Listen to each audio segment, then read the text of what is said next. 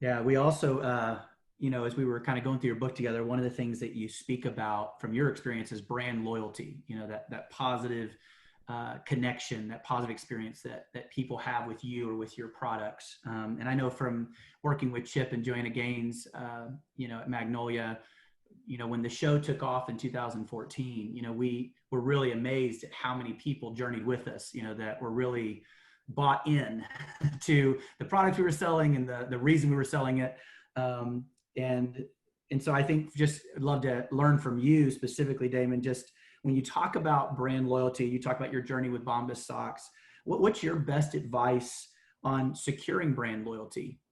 Especially if you're building from scratch, right? You don't have a TV show that puts you out in the world. You're learning it as an entrepreneur. What would you say is the best advice?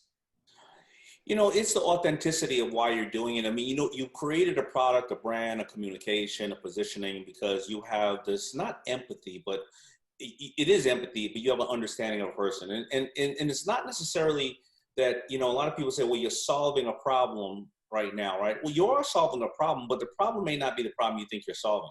You always have people in a certain lane who, they agree with you and you both said, there's something that's just not right or needs to be better and nobody's doing it. So that's empathy, right? Hey, I know how to solve the problem. Yeah. But empathy and understanding of another person is, I have this and I want to get to this. And how can you give me information to get to this? Listen, I have a great car. I've always been into Cadillacs, but I want to step up to get to a Mercedes, right? How do I get to the Mercedes, right? So that's not a problem necessarily, but it is to that person. It's a need to go from this lane to another lane, right? So when you understand that and you communicate enough with that one person or two or five or 10, what they do is they're going to communicate back with you and they're going to show you, oh, I'm really into what you're saying, or thank you for this. And you have to keep valuing that person. You see, a lot of times, what people do, they're trying to throw the net so wide that they ignore the person who's right here saying, I got your back. I love what you're doing. Mm-hmm. When if you are working and over delivering for that person and then the next one and the next one, now you've got 10 people that are throwing the net for you.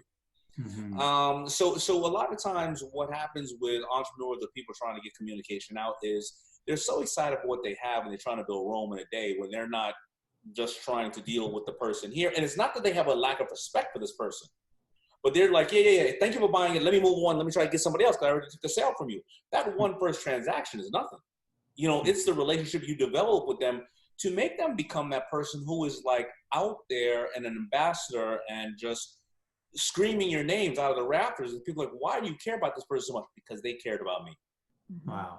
Yeah. Yeah. And John, you may not know, but he did an ambassador program. Daymond does. And I think that it's wildly popular because he engages with people and they feel very, important and things. And so Daymond does that very, very well. Oh, that's awesome.